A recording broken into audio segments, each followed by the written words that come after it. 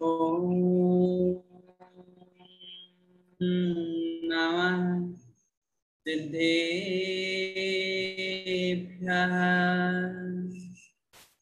ॐ नमः सिद्धेभ्यः। ॐ नमः सिद्धेभ्यः।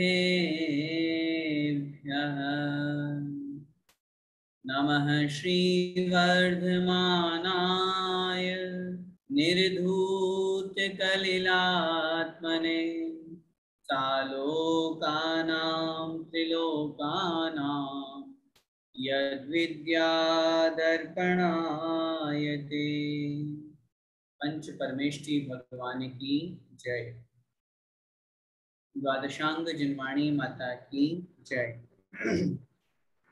संत शिरोमणि आचार्य भगवंत एक स्वामी श्री विद्यासागर जी महाराज की जय। पूज्य गुरुदेव मुनि पुंगव श्री एक स्वामी सुधा सागर जी महाराज की जय। अढ़ाई द्वीपस्थ समस्त मुनिराजों की जय। आचार्य भगवंत श्री समंत भद्र स्वामी द्वारा विरचित श्री रत्नगण श्रावकाचार्य ग्रंथादि राज का हम स्वाध्याय कर रहे हैं और इस ग्रंथ के माध्यम से सम्यक दर्शन अधिकार में हमने सम्यक दर्शन की परिभाषा और उसके महत्व को समझा। किस प्रकार सम्यक दर्शन को प्राप्त करके जीव कहाँ कहाँ नहीं जाता है और कैसे उस सम्यक्त के प्रभाव से उस अजर अमर अविनाशी परम पद मोक्ष पद को प्राप्त कर लेता है। उस व्याख्यान को समझने के बाद में हमने सम्यक ज्ञान अधिकार हमारा चल रहा है, जिसमें सर्वप्रथम आचार्य महाराज ने सम्यक ज्ञान की परिभाषा दी। सम्यक ज्ञान किसे कहते हैं? सम्यक ज्ञान के लिए आचार्य महाराज ने बहुत स्पष्ट लिखा, सम्यक दर्शन के तुरंत साथ में सम्यक ज्ञान हो जाया करता है, लेकिन फिर भी उस सम्यक ज्ञान को प्राप्त करने के लिए हमें 4 अनुयोगों का सहारा लेना पड़ता है। या हम यूं कहें कि उस सम्यक ज्ञान को आचार्यों ने 4 अनुयोग रूप में विभाजित किया है: प्रथमानुयोग, करणानुयोग, चरणानुयोग और द्रव्यानुयोग। उन चारों अनुयोगों की परिभाषा हम समझ रहे हैं। कल की कक्षा में हमने प्रथमानुयोग और करणानुयोग समझा था।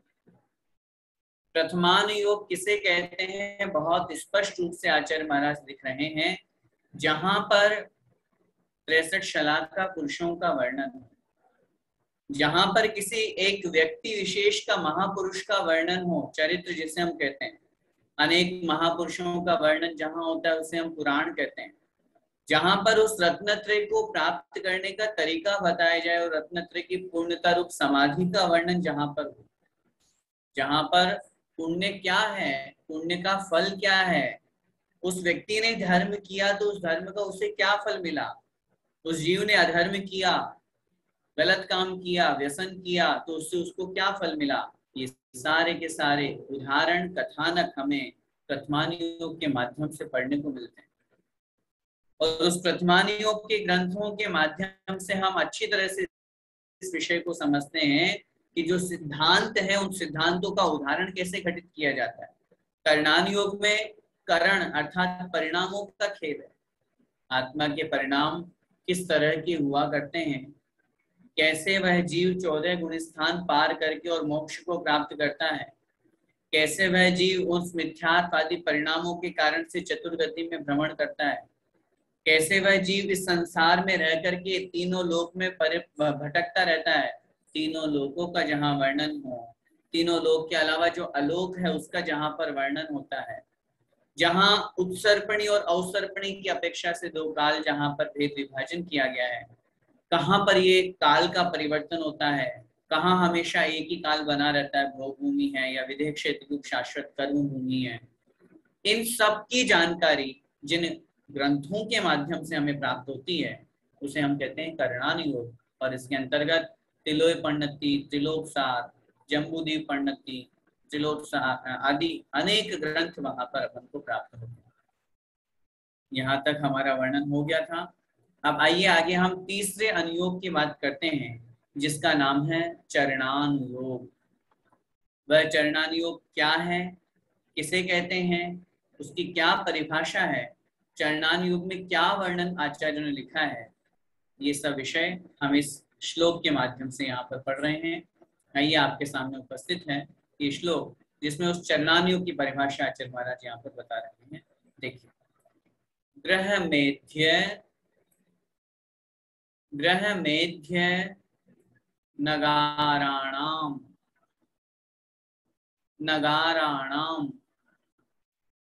चारित्रोत्पत्ति वृद्धि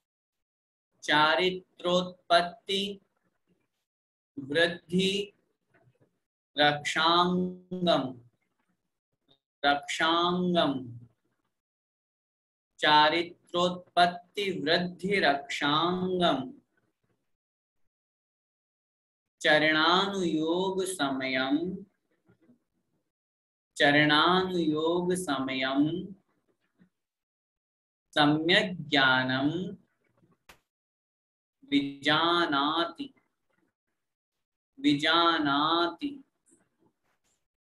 अब एक एक चरण का उच्चारण करेंगे। गृहमेध्य नगाराणां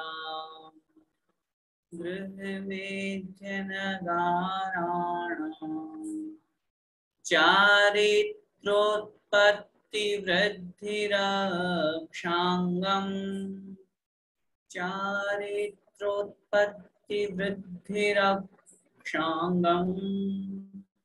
चरणानुयोग समयम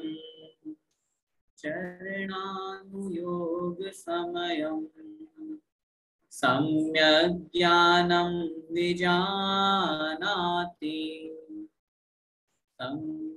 ज्ञानम विजानाति। एक साथ बोलेंगे पूरा श्लोक। गृहमेध्य नगाराणां चारित्रोत्पत्ति वृद्धिरक्षांगम चरणानुयोग समयम सम्यक ज्ञानम विजानाति। गृहमेध्य नगाराणां चारित्रोत्पत्ति वृद्धि रक्षांगम। एक एक शब्द का अर्थ देखिए। गृहमेध्य नगाराणां, संधि विच्छेद करेंगे। गृहमेधि अनगाराणां, गृहमेधि अनगाराणां। गृहमेधि मतलब गृहस्थ, घर में रहने वाले।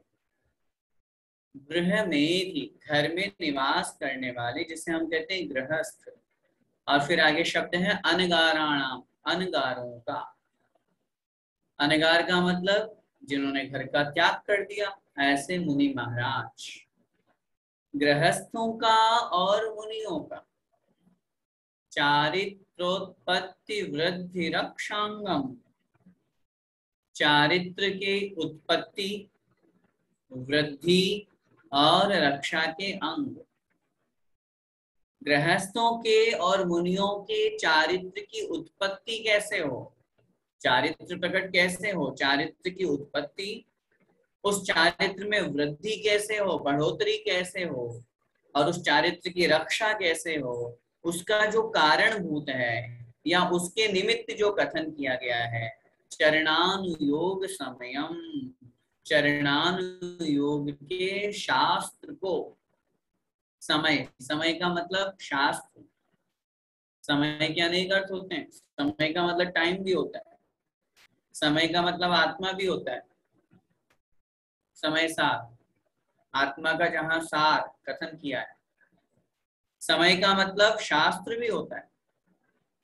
तो ऐसे चरणान योग के शास्त्र को सम्यक ज्ञानम विजानाति, सम्यक ज्ञान जानता है।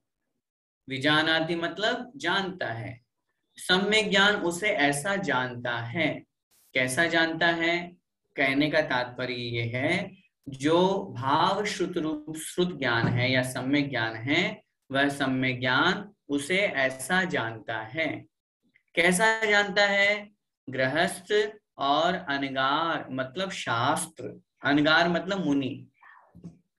गृहस्थ और मुनियों के आचरण, चारित्र का मतलब आचरण, गृहस्थों का आचरण, मुनियों का आचरण, चारित्र जो है वो कैसे प्रकट हो, उत्पत्ति कैसे हो उसकी, उस चारित्र में, आचरण में वृद्धि कैसे हो, बढ़ोतरी कैसे हो, रक्षांगम, और उस चारित्र की रक्षा कैसे हो, उसके निमित्त भूत, उसके कारण भूत जो है, ऐसा जो वर्णन चरणान योग के शास्त्रों में जिस समय ज्ञान की अपेक्षा से होता है उसे हम कहते हैं चरणान योग।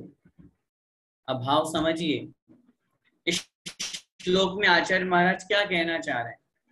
आचार्य महाराज बहुत स्पष्ट इस श्लोक के माध्यम से हमें समझा रहे हैं कि जहां पर गृहस्थ और मुनियों के चारित्र का वर्णन, चारित्र का मतलब आगे हम तीसरा अधिकार अभी आगे जब प्रारंभ करेंगे चारित्र अधिकार, उसमें हम पढ़ेंगे कि जहां पर पांचों पापों का त्याग होता है। उन पांचों पापों का त्याग दो प्रकार से होता है, एक सूक्ष्म रूप से होता है और एक सूक्ष्म स्थूल, दोनों तरह से होता है। सॉरी, पांचों पापों का त्याग एक तो स्थूल रूप से हो गया, मोटे रूप से, जिसे अपन कहते हैं 10 जीवों की हिंसा का त्याग हो गया, लेकिन अभी स्थावर जीवों की हिंसा का त्याग नहीं हुआ। तो वो जो क्रिया है उसे हम कहते हैं अणुव्रत, गृहस्थों का आचरण, जिसे हम 5 अणुव्रत, 3 गुणव्रत और 4 शिक्षाव्रत, इन 12 व्रतों रूप में समझते हैं। अथवा जो श्रावक की 11 प्रतिमाएं कही गई हैं, दर्शन प्रतिमा, व्रत प्रतिमा, सामायिक प्रतिमा, प्रोषद प्रतिमा आदि 11 प्रतिमाएं, उन 11 प्रतिमाओं में क्या किया है श्रावक ने, उसने पांचों पापों का पूर्ण रूप से त्याग नहीं किया, स्थूल रूप से त्याग कर दिया। 12 व्रतों में उस श्रावक ने क्या किया, वो पूर्ण रूप से त्याग नहीं कर पाया, जिसे पंडित दौलत राम जी ने लिखा है ना, त्रस हिंसा को त्याग वृथा थावर न संहारे। त्रस हिंसा का पूर्ण रूप से त्याग करके व्यर्थ में स्थावर जीवों की हिंसा नहीं करने का नाम ही क्या है, अणुव्रत। तो ये जो चारित्र परक ग्रंथ हैं, चारित्र का जहां पर वर्णन है, किसका, गृहस्थ का। इसके अलावा अनगाराणाम, मुनि महाराजों का चारित्र का वर्णन, जिसमें मुनियों के 28 मूल गुणों का पालन करना लिखा हो, 5 महाव्रत, 5 समिति, 5 इंद्रिय विजय, 6 आवश्यक और 7 शेष गुण। ये 28 मूल गुण आचार्य महाराज लिखते हैं। इन 28 मूल गुणों का स्वरूप, इन 28 मूल गुणों का पालन मुनिराज कैसे करते हैं, किस अपेक्षा से करते हैं, उनमें किस प्रकार, और सबसे महत्वपूर्ण बात, उनकी उत्पत्ति के साथ में आचार्य महाराज यहाँ 2 शब्द लिख रहे हैं, वृद्धि और रक्षा। क्योंकि जब तक चारित्र में वृद्धि नहीं होगी तब तक हम ये इतने मात्र में संतुष्ट नहीं होना कि हाँ हमने 2 प्रतिमा ले ली या हमने 12 व्रतों का पालन कर लिया, बस हो गया हमारा काम, नहीं, उसमें निरंतर वृद्धि करना, कंटिन्यूस अपने परिणामों को इतने अच्छे विशुद्ध बनाए रखना कि मैं उनके माध्यम से और धीरे धीरे आगे बढ़ूं। आज 2 प्रतिमा है, जल्दी से मुझे 3 प्रतिमा लेनी है, 5 प्रतिमा लेनी है, 7 प्रतिमा लेनी है, 11 प्रतिमा लेनी है, आर्यिका दीक्षा लेनी है, मुझे क्षुल्लक दीक्षा लेनी है, मुझे मुनि दीक्षा लेनी है। वो वर्णन कहाँ मिलेगा, चरणान योग के शास्त्रों में। उस चरणान योग के शास्त्रों में उस चारित्र की रक्षा कैसे करें, क्योंकि वर्तमान पंचम काल और ऊपर से 21वीं सदी और ये वेस्टर्न कल्चर, पाश्चात्य संस्कृति, व्रतों का पालन करना, संयम का पालन करना बहुत कठिन है, बहुत बहुत बहुत कठिन है। जहां चारों तरफ हमें विषय वासनाओं का पूरा तांडव नृत्य दिखाई दे रहा है, जहां पूरी दुनिया एक तरफ पंचेंद्रिय विषय भोगों की तरफ बढ़ रही है, वहां उस तरफ हमारे मन में, हमारे अंदर ये परिणाम जागृत हो जाए, मुझे मोक्ष मार्ग पर बढ़ना है, मुझे आत्म कल्याण करना है, यूं समझ लीजिए कि लाखों लोगों में से किसी एक के परिणाम बनते हैं ऐसे, और उस एक के परिणाम बनने के बाद में उसके परिणामों का बनाए रखना, इसके माध्यम से हमें ये ज्ञान मिलेगा, चरणानुयोग के माध्यम।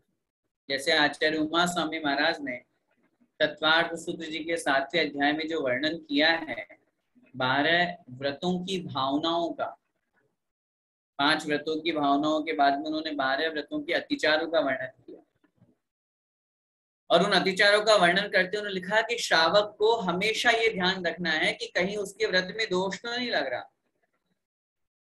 अपन जो एक पंक्तियां पढ़ते हैं, पूजन की पंक्तियां, संयम रतन संभाल विषय चोर बहु फिरत है ना। अरे भव्य जीव, संयम रूपी रत्न को संभालो, क्योंकि संसार में पंचेंद्रिय के विषय रूपी चोर बहुत फिर रहे हैं, बहुत घूम रहे हैं। चोर चोरी करने के लिए तैयार है, और अगर हमने रत्न बाहर रख दिया तो क्या होगा? हमारा रत्नत्रय ये रत्न है, सम्यक दर्शन ज्ञान चारित्र ये रत्न है, हमारे व्रत जो है ये रत्न है। हमने अगर छोटा सा भी नियम लिया है, छोटा सा भी रात्रि भोजन का भी त्याग का नियम लिया है, ये भी रत्न है, इसको संभाल करके रखना पड़ेगा। क्योंकि जीवन में ऐसे बहुत से अवसर आते हैं जब हमें व्रत तोड़ने के लिए मजबूर होना पड़ता है। बहुत बार ऐसे अवसर आएंगे। आचार्य तो लिखते भी है शास्त्रों में कि जब कोई व्रत लेते हैं, कोई भी संकल्प लेते हैं, तो उसकी परीक्षा भी होती है। आपने व्रत ले लिया कि मैं आलू प्याज जमीकंद नहीं खाऊंगा, आजीवन त्याग है मेरा। अब कहीं शादी ब्याह में गए, कहीं बाहर गए और नहीं मिला तो मन ललचा रहा है, आलू की टिकिया, आलू के समोसे, आलू के गोलगप्पे, कुछ भी चीजें, एग्जाम्पल है ये, तो सब खा रहे हैं और आप एक तरफ खड़े हैं, आपको चिढ़ा रहे हैं लोग, लो आप भी खा लो। अब क्या करेंगे ऐसी स्थिति में? सोचिए। कहने का तात्पर्य हमारा ये है, संसार में ऐसी बहुत सी स्थितियां बनती है, हमने जो व्रत लिया है, चरणानियोग के शास्त्र क्या कहते हैं, उनकी रक्षा करने का तरीका बताते हैं, भावना भाते हैं। जो 5 व्रत की भावनाएं आचार्य महाराज ने लिखी, हम जो ग्रंथ पढ़ रहे हैं ये भी तो चरणानियोग का ही ग्रंथ है। क्यों? क्योंकि इसमें हम श्रावकों के आचरण का वर्णन है, सम्यक दर्शन, सम्यक ज्ञान और सम्यक चारित्र अधिकार के माध्यम से मुख्य आधार यहाँ पर आचार्य समंतभद्र स्वामी महाराज ने हम श्रावकों को आचरण को दिया। 12 व्रतों का पालन कैसे करें, उन व्रतों के माध्यम से अपनी आत्मा का कल्याण गृहस्थ में रह करके कैसे करें, इसलिए इसका नाम उन्होंने श्रावकाचार्य। तो कहने का मेरा तात्पर्य है, इस तरह का वर्णन जहां जिन शास्त्रों में हुआ करता है उसका नाम होता है चरणानियोग के शास्त्र। और ऐसे शास्त्र गृहस्थों के भी आचरण का वर्णन करते हैं और मुनि महाराजों के भी आचरण का वर्णन करते हैं। इसमें बहुत से शास्त्र हैं। आचार्य भगवान समंतभद्र स्वामी महाराज द्वारा रचित इस महान ग्रंथ जिसका हम स्वाध्याय कर रहे हैं, ये भी चरणानियोग का एक उदाहरण है। ये चरणानियोग का शास्त्र कहलाता है। हम श्रावकों के लिए इससे अच्छा श्रावकाचार और कोई नहीं है। और भी बहुत सारे श्रावकाचार है, और भी बड़े बड़े महान महान विद्वानों ने, मुनिराजों ने श्रावकाचार लिखे, लेकिन ये आचार्य समंतभद्र स्वामी महाराज का, जो लगभग 3री शताब्दी में लिखा जाने वाला श्रावकों के आचरण के निमित्त से पहला है। इसके अलावा मुनि महाराजों के लिए मूलाचार लिखा गया। 12वीं शताब्दी में पंडित आशाधर जी ने श्रावकों के लिए सागार धर्मामृत लिखा, मुनियों के लिए अनगार धर्मामृत लिखा। तो ऐसे और भी अनेक ग्रंथ हैं जिसमें आचरण और इस तरह की बात जहां पर की जाती है उसे हम कहते हैं चरणानियोग के शास्त्र। हम सभी को इन ग्रंथों का जरूर अभ्यास करना चाहिए, क्योंकि इन ग्रंथों का अभ्यास करने से हमारे जीवन में आचरण आता है, चारित्र को पालन करने का भाव बनता है। इसमें तो बताएंगे कि सत्य व्यसन को छोड़ो, इसमें तो बताएंगे कि अष्टमूल गुण का पालन करो, इन्हीं शास्त्रों में तो बताएंगे कि उस अहिंसा व्रत में देखो कैसा वो जीव प्रसिद्ध हुआ, सिर्फ एक व्रत का उसने पालन किया और उसके निमित्त से देव उसकी बड़ी प्रशंसा कर रहे हैं। तो ये सब चीजें हमें कहाँ से मिलेगी? वो इन चरणानियोग के ग्रंथों से मिलेगी। और ये बात हम बहुत स्पष्ट समझते हैं कि जिन ग्रंथों को हम पढ़ते हैं उनके माध्यम से हमको प्रेरणा मिलती है, उस तरफ आगे बढ़ने का भाव बनता है। अगर हम चरणानियोग के शास्त्रों को पढ़ेंगे तो निश्चित रूप से हमारे जीवन में आचरण आएगा, हम पापों से बचेंगे, व्यसनों से बचेंगे, कषायों से बचेंगे और अपने जीवन में कुछ आचरण प्राप्त कर पाएंगे। इसलिए इन ग्रंथों का हमें जरूर अभ्यास करना चाहिए। चरणानियोग के बाद में अब चौथे अनुयोग का नंबर आता है जिसका नाम है द्रव्यानुयोग। ये द्रव्यानुयोग किसे कहते हैं, इसकी क्या परिभाषा है, इसमें किसका वर्णन आता है और इस द्रव्यान योग के शास्त्रों के अंतर्गत कौन कौन से शास्त्र आते हैं, ये सब विषय हम इस चौथे अनुयोग की परिभाषा के माध्यम से पढ़ते हैं। आइए आपके समक्ष यह श्लोक उपस्थित है, जिसके एक एक शब्द का उच्चारण करते हुए हम उसका अर्थ यहाँ पर समझें। जीवा जीव सुतत्वे सुतत्वे पुण्या पुण्ये पुण्या पुण्ये च बंध मोक्षौ च बंध मोक्षौ च द्रव्यानुयोग दीप है द्रव्यानुयोग दीप है श्रुत विद्या लोक मां तनुते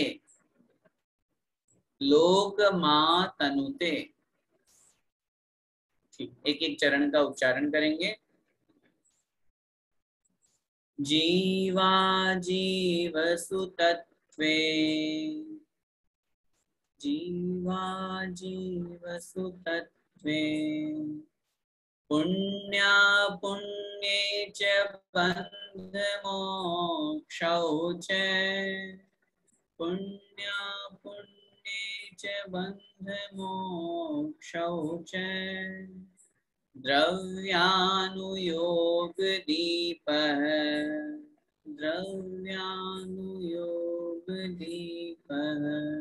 श्रुतविद्यालोकमातनुते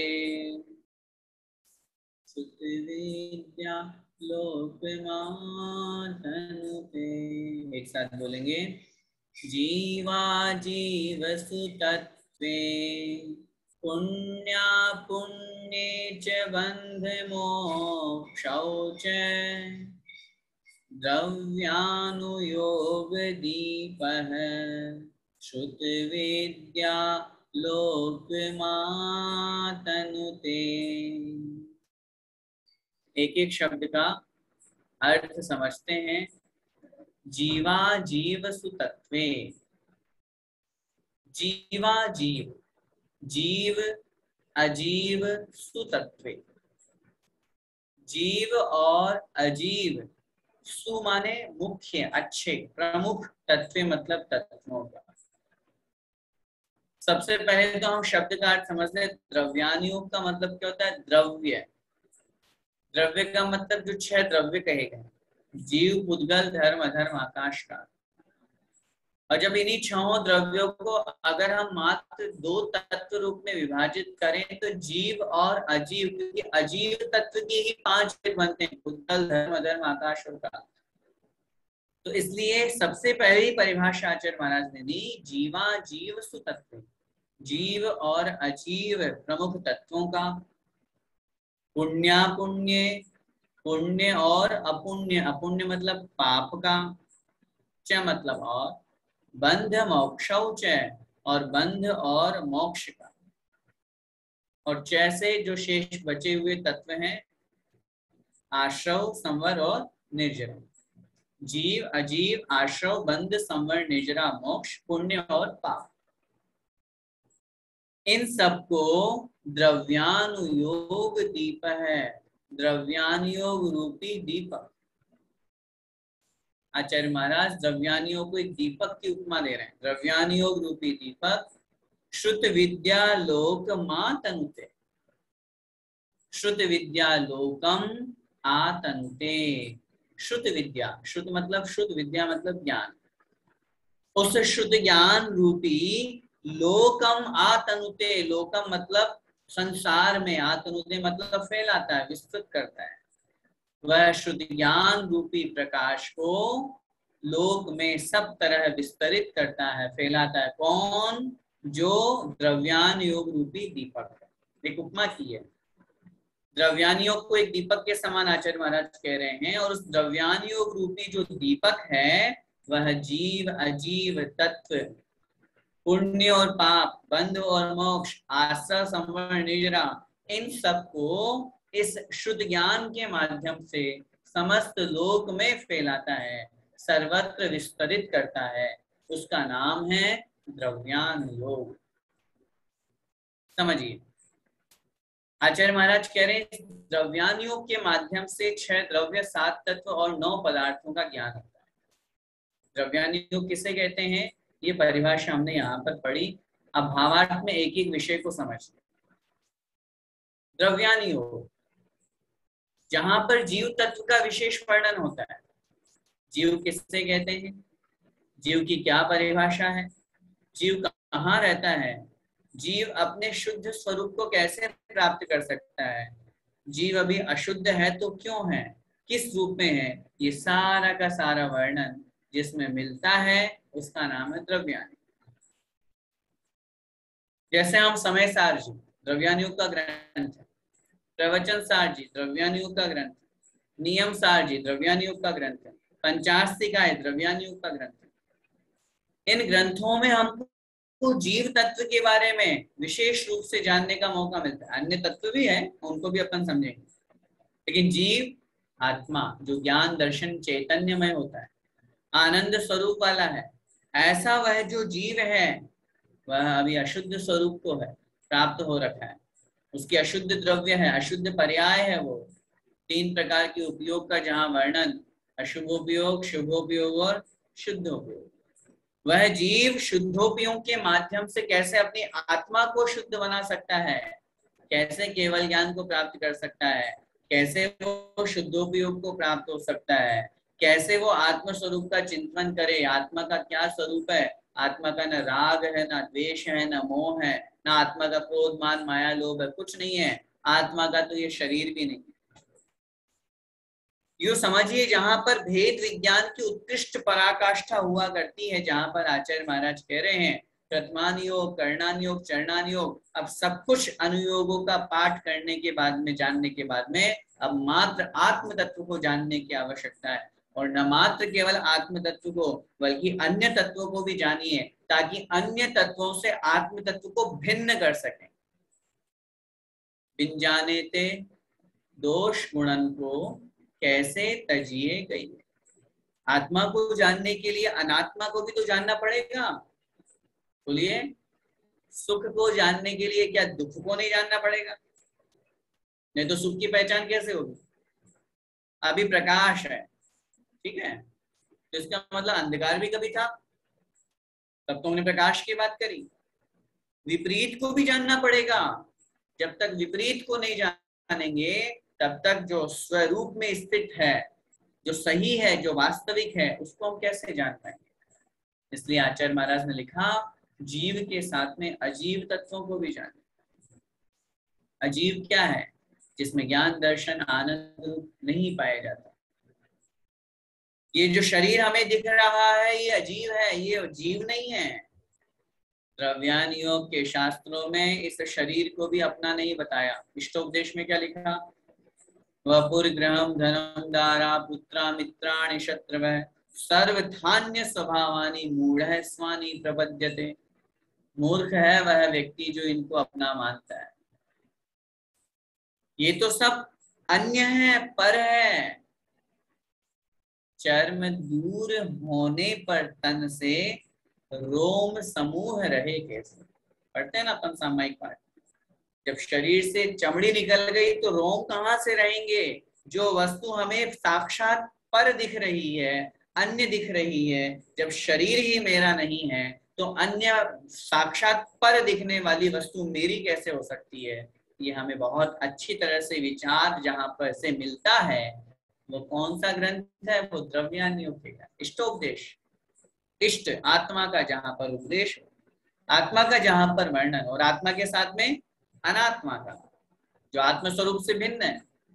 उद्गल, धर्म, अधर्म, आकाश, काल और अन्य 4 द्रव्य तो चलो कोई बात नहीं, उनसे ज्यादा हमारा विशेष राग देश नहीं है। सबसे ज्यादा किससे?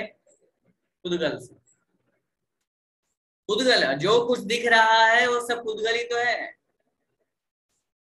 जो दिख रहा है वो पुद्गल है, जिसको हम सुन रहे हैं वो पुद्गल है, जिसको हम खा रहे हैं वो पुद्गल है, जिसको हम सूंघ रहे हैं वो पुद्गल है, जिसको हम स्पर्श कर रहे हैं वो पुद्गल है। सब कुछ पुद्गल है। और पुद्गल और जीव बोलो एक है क्या? है? नहीं है। है एक? नहीं है। जब दोनों एक नहीं है तो फिर हमारी मान्यता में दोनों एक कैसे है? हाँ, अभी तो हमने सिर हिला दिया नहीं नहीं है, लेकिन मान्यता श्रद्धांत कैसा है? थोड़ा सा पिन चुभ जाता है तो तुरंत नानी याद आती है। कितना अपने आप में थोड़ा सा कोई बैक पेन हुआ नहीं, गर्दन का दर्द हुआ नहीं, तुरंत टेबलेट याद आती है, मुझे गोली दो भाई मेरी। हमें शरीर के प्रति कितना मोह है। आचार्य श्री कितना अच्छा बोलते हैं। आचार्य श्री कहते हैं कभी हमारे मुंह से ये निकला कि मेरे शरीर को 103 डिग्री बुखार है, अपन लोग क्या बोलते हैं? मुझे 103 डिग्री बुखार। मुझे का मतलब मैं तो आत्मा हूं, मैं तो आत्मा हूं, और आत्मा को कभी बुखार होता नहीं। बुखार तो शरीर को होता है। आचार्य श्री जी कहते हैं लोग व्यवहार में ऐसा बोलना भी तो अभ्यास करो, ताकि धीरे धीरे श्रद्धांत बनेगा। ऐसा बोलना भी तो आना चाहिए, अरे नहीं मुझे नहीं, मेरे शरीर को बुखार है। जब ये श्रद्धांत ये बोलचाल की भाषा में आएगा अपने, तब जाकर के धीरे धीरे फिर श्रद्धांत, क्योंकि वही बात है जब तक बोलचाल ही नहीं आएगा तो श्रद्धांत कहाँ से हो पाएगा। इसलिए अब आज से अब विषय आ गया है तो अपन अपने जीवन में ये शुरू करें। कोई भी कष्ट हो, कोई भी बात हो, मुझे थोड़ी ना, मेरे शरीर को है। सिर दर्द, मुझे बड़ा सिर दर्द हो रहा है, मुझे नहीं हो रहा भाई, मुझे तो होता ही नहीं है, मेरे शरीर को सिर दर्द हो रहा है, मेरे सिर को सिर दर्द हो रहा है। हाँ, वो वहां भी मेरा ही कहलाएगा, मैं मानता हूँ वो शरीर के प्रति मेरापन लग रहा है, वो तो लगेगा, संसारी अवस्था में है, अपना मोह है इसलिए। लेकिन वास्तव में कम से कम इतना तो हमारे अंदर भेद विज्ञान जागृत हुआ कि मैं अलग हूं और मेरा शरीर अलग है। दो संबंध बना दिए ना अपन ने। सामने वाले व्यक्ति को कम से कम ये तो समझ में आएगा कि हाँ मेरा शरीर मतलब दो चीजें, मेरा मोबाइल, तो मैं और मोबाइल अलग अलग हो गए ना, तो ऐसा मेरा शरीर अर्थात मैं अलग हूं और मेरा शरीर अलग है। इसलिए अजीव तत्व को जानना, और उसमें भी विशेष रूप से पुद्गल तत्व को जानना बहुत जरूरी है, क्योंकि ये जीव और अजीव दोनों तत्व मिलकर के तो सारा तमाशा करते हैं। जीव ने अजीव को जाना, पहचाना, राग द्वेष किया और आश्रव कर लिया। कषाय के कारण से, योगों के कारण से आश्रव हुआ तो बंद भी हो गया।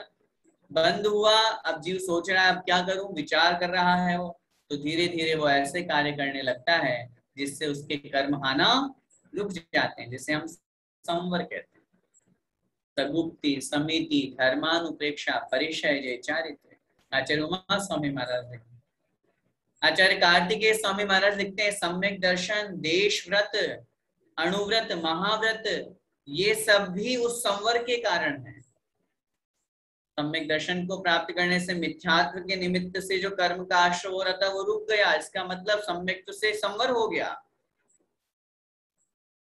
ऐसे ही अन्य विषय अपन को समझना चाहिए। तो ये सम्यक के कारण हुआ करते हैं, संवर के कारण निर्जरा, तपसा निर्जरा, तप करने से, अणुव्रत महाव्रतों का पालन करने से।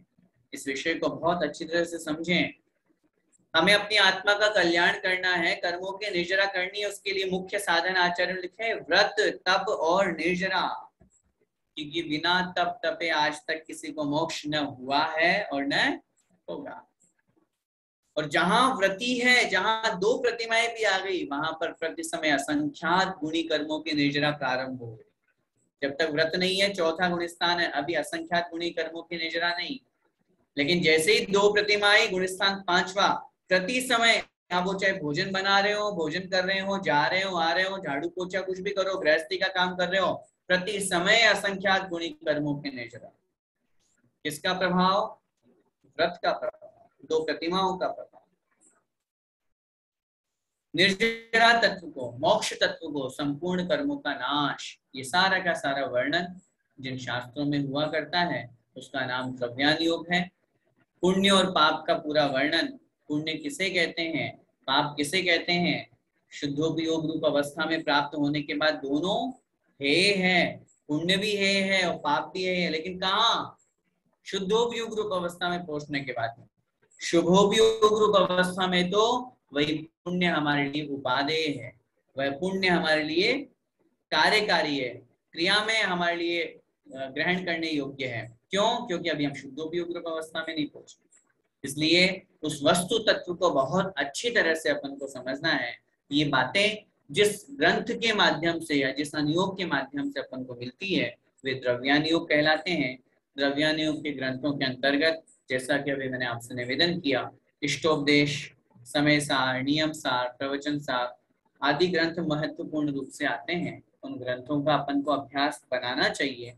धीरे धीरे अपने को आत्म स्वरूप के बारे में जानकारी होनी चाहिए। वास्तविकता में मैं कौन हूँ, मेरा क्या स्वरूप है, मैं कहाँ से आया हूँ, मुझे कहाँ जाना है, मेरा क्या लक्ष्य है, ये सब बातें हमें द्रव्यानुयोग के शास्त्रों से मिलती है। इस प्रकार इस द्रव्यानुयोग के कथन के पश्चात आचार्य समंत भद्र स्वामी महाराज इस अधिकार को पूर्ण कर रहे हैं। इस अधिकार में चूंकि सम्यक ज्ञान अधिकार है, सम्यक ज्ञान की परिभाषा के बाद में 4 अनुयोगों का स्वरूप यहाँ पर बताया। अब आगे अगले अधिकार में सम्यक चारित्र अधिकार प्रारंभ होगा, जिसमें चारित्र की परिभाषा आदि लेकर के अनुव्रत, गुणव्रत और शिक्षा व्रतों पर चर्चा करेंगे। उसकी विषय हम कल देखेंगे। आज ये अधिकार भी हमारा पूरा हो रहा है। इस सम्यक ज्ञान अधिकार में इन चारों अनुयोगों के स्वरूप को समझ करके हमें यथाशक्ति अपना जितना योग्यता, जितनी स्थिति, जितना हमारा विवेक है उस अनुसार हमको जरूर अभ्यास करना चाहिए। क्योंकि इन अनुयोगों के माध्यम से हमें सम्यक दर्शन, सम्यक ज्ञान तो पहले प्राप्त हो चुका, लेकिन इन अनुयोगों के माध्यम से हमारे जीवन में और सम्यक ज्ञान में दृढ़ता आती है। जो हमने श्रद्धान किया उस श्रद्धान में और मजबूती आती है। इसलिए इन ग्रंथों का अभ्यास जरूर करें। आचार्यों ने शास्त्रों में लिखा है, पंचम काल में जीव अन्य मनस्क ज्यादा होता है, उसका उपयोग एक जगह स्थिर नहीं रह पाता। उस उपयोग को स्थिर करने के लिए स्वाध्याय एक बहुत अच्छा साधन है। हमें उस स्वाध्याय के माध्यम से अपने उपयोग को शुभ उपयोग की तरफ ले जाना चाहिए, अपने उपयोग को अच्छे कार्य में और समय का सदुपयोग करना चाहिए। इसलिए इन ग्रंथों का जितनी अपनी योग्यता हो तदनुसार उनका अभ्यास अपन को करना चाहिए। समय आपका हुआ, बस आज इतना ही। कुल द्वादशांग जिनवाणी माता जय। सुशीला भाभी जी जिनवाणी स्तुति। श्री जीणवाणी जग कलाणे, जग जन मदता में मोह हरि, जन्मण हारी गण हरे हारी, जम्बे जरा भवे रोग हरि, तिथे ये राणम दिव्युणिम जो है, पढ़ही सुनही मई वे धारे, राणम सुख मरणतम धरिए, सांसत मोपद पदम पवये। श्री जीणवाणी जग कलाणे, जग जन मदतम मोह हरि, जन्मण हारी गण हरे हारी, जम्ब जरा भव रोग हरि। जिनवाणी के ज्ञान से सूझे लोकालो, सो वाणी मस्तक चढ़ूं सदा देत हूँ जो। हे जिनवाणी भारती तो हे जपूरन वैन, जो तेरा शरणावे पावे सुख चैन। देव भजो अरहंत को, गुरु से वो निर्गन, दया धर्म पालो सदा, यही मोक्ष का पंथ।